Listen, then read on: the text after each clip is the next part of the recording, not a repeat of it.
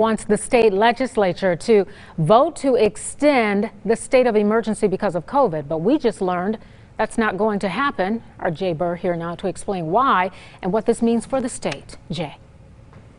Yeah, good evening, Donna. Last week in his primetime address, Governor Asa Hutchinson asking the legislature to meet as a whole to affirm his decision to extend that state of emergency until the end of the year. Now, many legislators had said they had not even heard of that matter, and it was actually in that primetime address was the first time that it was even mentioned to them.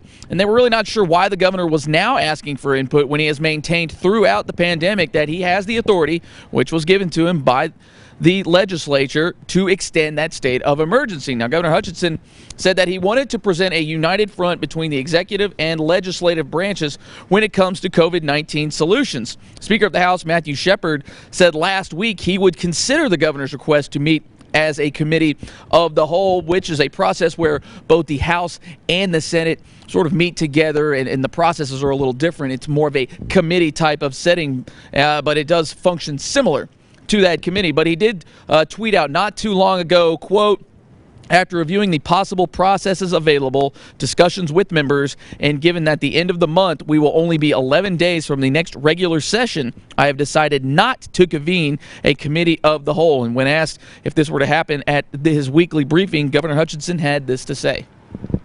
I continue with my emergency powers, and we will act as needed to deal with the coronavirus that's in front of us, the limited hospital capacity we have, and all the other emergency needs that go with that.